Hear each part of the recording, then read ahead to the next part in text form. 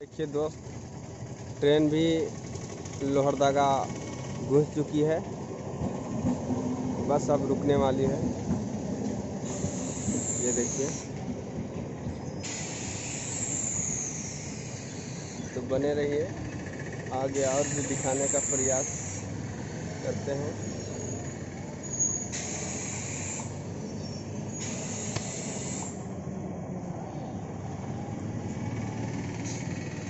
अभी सुबह सुबह का टाइम है, पैसेंजर तो बहुत कम उतर रहे हैं क्योंकि सुबह का टाइम है।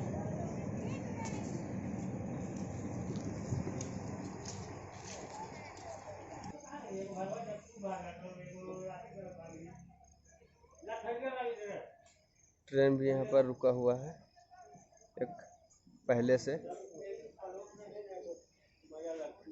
ये आप देख सकते हैं।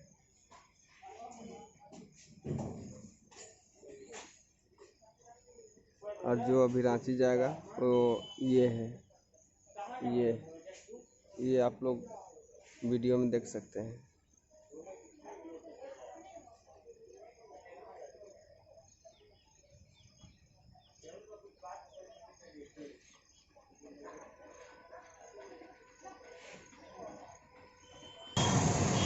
ऑटो सब भी ये देखिए, पैसेंजर बैठा के अपना जा रहे हैं। कोई बरवा टोली, तो कोई मिशन चौक, तो कोई घाघरा,